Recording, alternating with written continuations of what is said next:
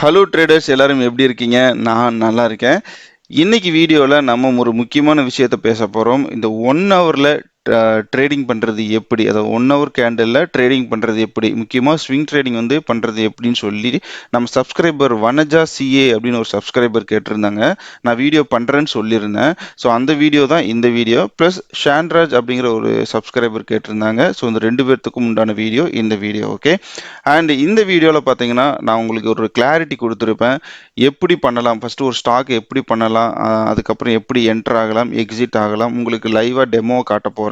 So இந்த டெமோவில் வந்து உங்களுக்கு ஓரளவுக்கு டீட்டெயில் கிடைச்சிரும். ஓகே. ஸோ அதுக்கு மேலே ஏதாவது உங்களுக்கு தெரியணும்னா நீங்கள் கமெண்ட் செக்ஷனில் தாராளமாக போடலாம். நீங்கள் நம்ம டெலகிராம் சேனலில் ஜாயின் பண்ணணும்னு நினச்சிங்கன்னா டிஸ்கிரிப்ஷனில் லிங்க் கொடுத்துருக்கேன், தாராளமாக நீங்கள் ஜாயின் பண்ணிக்கலாம். ஓகே. ஸோ வாங்க வீடியோக்குள்ளே போயிடலாம். ஸோ ஃபஸ்ட்டு வந்து நமக்கு ஒரு கிளாரிட்டி வேணும், நம்ம எந்த மாதிரி ட்ரேடர் அப்படின்னு சொல்லிட்டு நமக்கு ஒரு கிளாரிட்டி வேணும். ஓகே. நம்ம வந்து ஈக்விட்டியில் ட்ரேட் பண்ண போகிறோமா இல்லை ஃபியூச்சர்ஸ் அண்ட் ஆப்ஷன்ஸில் ட்ரேட் பண்ண போகிறோமான்னு ஃபஸ்ட்டு நீங்கள் வந்து ஒரு கிளியர் மைண்ட் செட்டோட உள்ளே வரணும். ஓகே.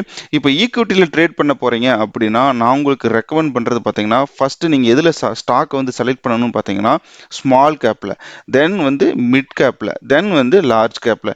இது ஏன் small cap, mid cap, large கேப்னு சொல்கிறேன்னா இந்த வாலட்டிலிட்டி அப்படிங்கிறது பார்த்தீங்கன்னா உங்களுக்கு ஸ்மால் கேப் அண்ட் மிட் கேப்பில் வந்து கொஞ்சம் ஜாஸ்தியாகவே இருக்கும். ஓகே.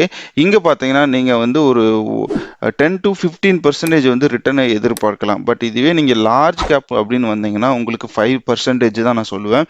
ஏன்னா வாலட்டிலிட்டி வந்து ரொம்ப கம்மியாக இருக்குன்னு தான் சொல்லணும். ப்ளஸ் பார்த்தீங்கன்னா உங்களுக்கு இது நிஃப்டி 50 ஸ்டாக்ஸில் இந்த மாதிரி ஸ்டாக்ஸ் எல்லாம் வரும். ஓகே. அப்போ பார்த்தீங்கன்னா உங்களுக்கு நிறைய இம்பாக்ட் இருக்கும். So small cap and mid கேப்பில் வந்து பிகினர்ஸ் நீங்கள் ஈக்விட்டி ட்ரேட் பண்ண போகிறீங்க அப்படின்னா டெஃபினட்டாக நீங்கள் அதில் ஃபோக்கஸ் பண்ணுங்க. ஓகே. ஸோ இதுக்கப்புறம் எப்படி பேட்டர்ன் வரையுது அதெல்லாம் நான் சொல்கிறேன். அண்ட் நெக்ஸ்ட் பார்த்தீங்கன்னா நீங்கள் ஃபியூச்சர்ஸ் அண்ட் ஆப்ஷன்ஸில் ட்ரேட் பண்ண போகிறீங்க அப்படின்னா என்எஸ்சி வெப்சைட்டில் உங்களுக்கு எஃப்என்டோ ஸ்டாக்ஸ்ன்னு சொல்லி ஒரு லிஸ்ட் இருக்கும்.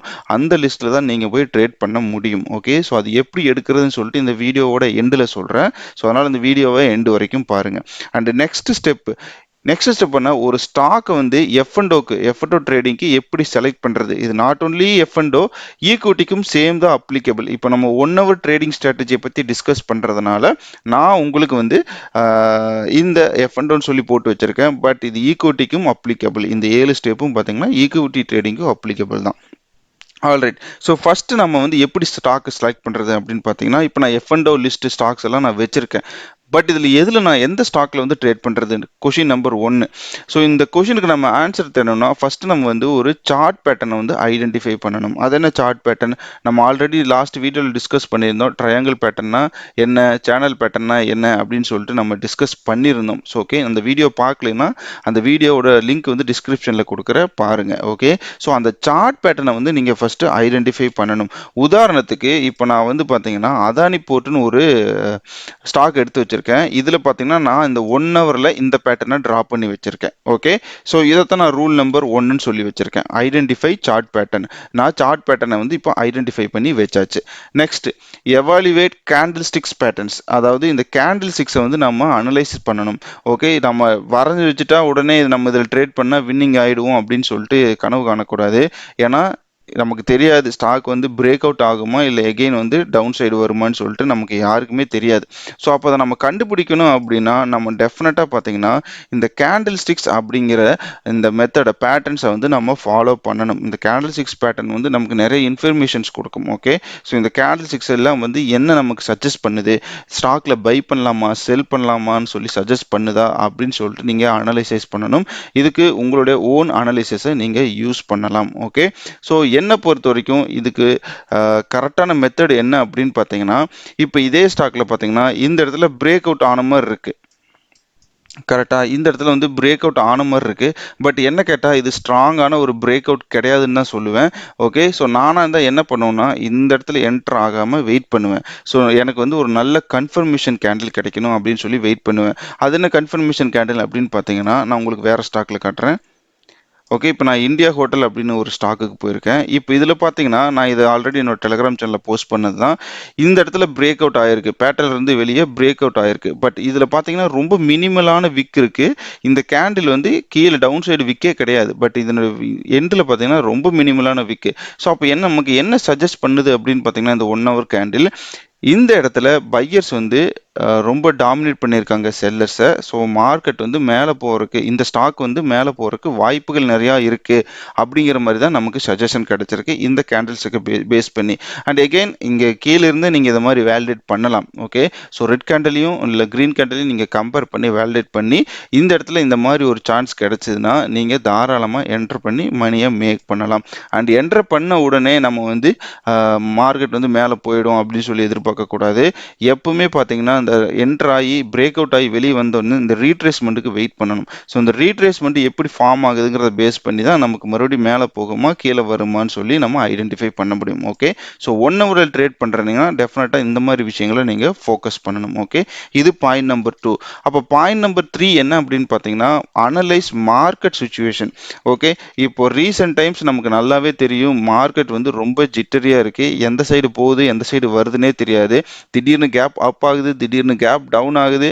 ஸோ இதை வந்து ஐடென்டிஃபை பண்ணுறது கொஞ்சம் டிஃபிகல்ட்டாக இருக்குது. ஸோ இந்த மாதிரி மார்க்கெட்டை வந்து நம்ம ரேஞ்ச் பவுண்ட் மார்க்கெட் அப்படின்னு சொல்லலாம். ஓகே, ஸோ அப் ட்ரெண்ட்லையும் இல்லை டவுன் ட்ரெண்ட்லையும் இல்லை, பட் ஒரு பர்டிகுலர் ப்ரைஸ் ரேஞ்சுக்குள்ளேயே மூவ் ஆகிட்டு இருக்கு அப்படின்னா இதை வந்து நம்ம ரேஞ்ச் பவுண்டுன்னு சொல்லலாம். ஸோ இந்த மாதிரி மார்க்கெட்டில் கொஞ்சம் காஷியஸாக ட்ரேட் பண்ணணும். ஸோ இந்த மாதிரி மார்க்கெட்டை நீங்கள் அனலைஸ் பண்ண தெரிஞ்சுக்கணும். ஸோ இதுதான் point number 3. And 4th point என்னன்னு பார்த்தீங்கன்னா இப்போ predefined entry and exit. நீங்கள் வந்து ஒரு பிளான்டாக உள்ளே போகணும். ஓகே, பிளைண்டாக போயிட்டு என்டர் ஆகக்கூடாது. நான் இந்த இடத்துல என்டர் ஆகிறேன், என்னோட ப்ராஃபிட் அண்ட் என்னுடைய ஸ்டாப் லாஸ் வந்து இங்கே, என்னுடைய டார்கெட் வந்து இங்கே அப்படின்னு நீங்கள் வந்து ஆல்ரெடி ஃபிக்ஸ் பண்ணிட்டு என்டர் ஆகணும். ஓகே, ஸோ நீங்கள் வந்து 1:1 இல்லை 1:2 போகிறீங்கன்னா அதை ஆல்ரெடி பிளானாக பண்ணி அதுக்கு உண்டான செட்டப்பை வச்சுட்டு அதுக்கப்புறம் நீங்கள் வந்து என்டர் ஆகணும். ஸோ அதுதான் ரைட் மெத்தட். ஓகே, ஸோ இந்த மாதிரி உங்களுடைய பிளான் அண்ட் உங்களுடைய என்ட்ரி அண்ட் எக்ஸிட்டை நீங்கள் பிளான் பண்ணி தான் ட்ரேட் பண்ணணும். அண்ட் 5th பாயிண்ட் என்ன அப்படின்னு பார்த்தீங்கன்னா wait for entry. Okay, break out ஆன உடனே என்டர் ஆகக்கூடாது. ஏன்னா நிறைய ஃபால்ஸ் பிரேக் அவுட் நடக்கும். இந்த அதானி போர்ட்லேயே பார்த்தீங்கன்னா கிட்டத்தட்ட எனக்கு இது வந்து ஒரு சாட்டிஸ்ஃபைடான ஒரு பிரேக் அவுட்னு கேட்டால் கிடையவே கிடையாது. எனக்கு சாட்டிஸ்ஃபைடு கிடையாது. ஸோ நான் அப்போ வந்து வெயிட் பண்ணுவேன். இந்த இடத்துல நீங்கள் பொறுமை இல்லாமல் போய் என்டர் ஆனீங்க அப்படின்னா இப்போ நீங்கள் வந்து கண்டிப்பாக லாஸில் தான் இருப்பீங்க. கரெக்டாக? ஸோ இந்த பொறுமை அப்படிங்கிறது வந்து ரொம்பவே இம்பார்ட்டன்ட். நீங்கள் பொறுமை எந்த அளவுக்கு உங்களுக்கு நிறையா இருக்கோ அந்த அளவுக்கு நீங்கள் மார்க்கெட்டில் மணியை மேக் பண்ணுவீங்க. ட்ரஸ்ட் மீ, அது உண்மையான ஒரு விஷயம் கூட. ஓகே, ஸோ அதனால் பொறுமை அப்படிங்கிறது ரொம்பவே இம்பார்ட்டன்ட். பொறுமையாக இருந்து நீங்கள் என்டர் கொடுக்கலாம். அண்ட் 6th பாயிண்ட் என்ன அப்படின்னு பார்த்தீங்கன்னா உங்களோட ரிஸ்க் அண்ட் மணியை ப்ராப்பராக நீங்கள் வந்து மேனேஜ் பண்ண தெரிஞ்சிருக்கணும். நீங்கள் ஒரு 10 லட்ச ரூபா கையில் வச்சுருக்கீங்க அப்படின்னா 10 லட்ச ரூபாய்க்கும் போயிட்டு ஒரே ஸ்டாக்கில் ட்ரேட் பண்ணாதீங்க. ஏன்னா அது ரொம்ப பெரிய தப்பு.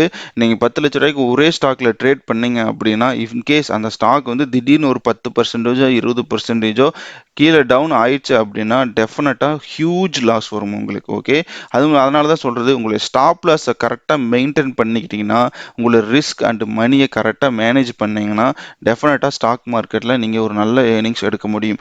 உதாரணத்துக்கு நீங்கள் ஒரு 10 ட்ரேட் பண்ணுறீங்க, அதில் பார்த்தீங்கன்னா உங்களுக்கு 5 ட்ரேட் வந்து லாஸ் ட்ரேட் ஆயிடுச்சு, 5 ட்ரேட் தான் வின்னிங் ட்ரேட் ஆயிடுச்சு. அந்த 5 ட்ரேடும் வந்து பார்த்தீங்கன்னா அதாவது லாஸ் ஆன 5 ட்ரேட்லையும் பார்த்தீங்கன்னா ரொம்ப குறைவான அமௌண்ட் தான் நீங்கள் வந்து லாஸ் பண்ணியிருந்தீங்க அப்படின்னா அந்த மற்ற 5 ட்ரேடில் வந்த ப்ராஃபிட் வந்து உங்களுக்கு அதிகமாக தெரியும். ஓகே, ஸோ இப்படி உங்களுடைய ப்ராஃபிட் உங்களுடைய மணி அண்ட் ரிஸ்க் வந்து மேனேஜ் பண்ணணும். இது ரொம்பவே இம்பார்ட்டண்டான விஷயம் ஸ்டாக் மார்க்கெட்டில் ட்ரேடிங் அண்ட் இன்வெஸ்ட்மெண்ட்டை பொறுத்த வரைக்கும்.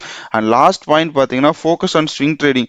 ஸோ இனிஷியல் டேஸில் நீங்கள் ஸ்விங் ட்ரேடிங்கில் ஃபோக்கஸ் பண்ணுறது ரொம்பவே better compare to intraday and other strategies. Because ஏன் அப்படின்னு பார்த்தீங்கன்னா ஸ்விங் ட்ரேடிங்னா உங்களுக்கு நிறைய டைம் கிடைக்கும். ஸோ அந்த டைமை வந்து நீங்கள் யூட்டிலைஸ் பண்ணிக்கிட்டு அந்த மார்க்கெட்டில் என்ன நடக்குது, எந்த மாதிரி கேண்டில்ஸ் எல்லாம் ஃபார்ம் ஆகுது, இன்கேஸ் நம்மளுடைய எக்ஸிட் வந்து ஏர்லியாக வந்துருச்சா, இந்த மாதிரி ஏகப்பட்ட விஷயங்களை நீங்கள் வந்து அனலைஸ் பண்ணலாம் ஸ்விங் ட்ரேடிங்கில்.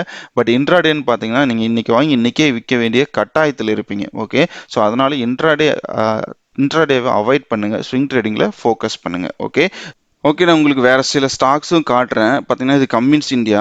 ஓகே, இங்கே பார்த்தீங்கன்னா பிரேக் அவுட் சரியில்லை. இந்த பேட்டர்லேருந்து வெளியே வந்தோன்னே பிரேக் அவுட் சரியில்லை. பட் அதுக்கப்புறம் மார்க்கெட் உங்களுக்கு டிராஸ்டிக்காக ஃபால் ஆகிட்டு எகைன் ஒரு சின்ன கன்சாலிடேஷனை போட்டுட்டு இந்த இடத்துல பார்த்தீங்கன்னா ஒரு சூப்பரான கேண்டிலை ஃபார்ம் பண்ணியிருக்கு. ஓகே, இந்த கேண்டில் பார்த்தோன்னே உங்களுக்கு தெரிஞ்சிருக்கும் நம்ம டிஸ்கஸ் பண்ண மாதிரியே இருக்குது. அதுக்கப்புறம் சின்ன ரீட்ரேஸ்மெண்ட் போட்டு மார்க்கெட் மேலே போயிட்டே இருந்திருக்கு. ஓகே, நீங்கள் இங்கே என்டர் ஆகலினாலும் இந்த கேண்டிலில் என்டர் ஆகிருக்கலாம். ஸோ அதுக்கப்புறம் பார்த்தீங்கன்னா உங்களுக்கு நல்ல மூவ்மெண்ட் இருந்திருக்கு ஸ்டாக்கில். ஓகே, ஸோ இந்த மாதிரி தான் நீங்க உங்களுடைய என்ட்ரி அண்ட் எக்ஸிட்ஸை பிளான் பண்ணிக்கணும். இந்த கேண்டில் செக் பண்ணுங்களேன், சூப்பரான கேண்டில். ஓகே, ஸோ இந்த மாதிரி நீங்க பண்ணும்போது உங்களுடைய வின்னிங் சான்சஸ் வந்து ரொம்பவே ஜாஸ்தியா இருக்கும்.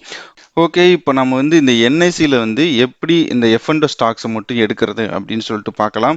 ஸோ நீங்கள் ஒன்றும் தேவையில்லை, நீங்கள் என்எஸ்சி வெப்சைட்டை பற்றி எதுவுமே தெரியலனா கூட கூகுளில் போயிட்டு எஃப்என்டோ லிஸ்ட் இன் என்எஸ்சின்னு போடுங்க. அப்படி நீங்கள் டைப் பண்ண உடனே பார்த்தீங்கன்னா உங்களுக்கு முதல்ல ஒரு லிங்க் வரும். ஓகே, இந்த எஃப்என்டோ அண்டர்லைங் இன்ஃபோ என்எஸ்சின்னு சொல்லிட்டு அந்த லிங்கை கிளிக் பண்ணிங்கன்னா உங்களுக்கு மொத்த லிஸ்ட்டும் வந்துடும். ஓகே, ஸோ இந்த ஸ்டாக்ஸ் எல்லாம் தான் வந்து உங்களுக்கு எஃப்என்டோ, அதாவது ஃபியூச்சர்ஸ் அண்ட் ஆப்ஷன்ஸில் நீங்கள் ட்ரேட் பண்ண போகிற ஸ்டாக்ஸ். ஓகே, இந்த ஸ்டாக்ஸை நீங்கள் வந்து உங்களோட ட்ரேடிங் வியூவில் அப்லோட் பண்ணிக்கலாம். இல்லைன்னா நீங்கள் தனியாக ஒரு எக்ஸலில் கூட டவுன்லோட் பண்ணி வச்சுக்கலாம். ஓகே, ஹோப் இந்த வீடியோவில் உங்களுக்கு நிறைய இன்ஃபர்மேஷன் கிடைச்சிருக்குன்னு நினைக்கிறேன். இந்த வீடியோ உங்களுக்கு யூஸ்ஃபுல்லாக இருந்தால் உங்கள் ஃப்ரெண்ட்ஸுக்கு ஷேர் பண்ணுங்கள். மறக்காமல் நம்ம சேனலுக்கு ஒரு லைக் போடுங்க. யாருமே லைக் போட மாட்டேங்கிறீங்க, ஸோ லைக் போடுங்க உங்களுக்கு பிடிச்சிருந்தா. ஓகே, ஸோ தேங்க்ஸ் ஃபார் வாட்சிங் this video. Have a good day.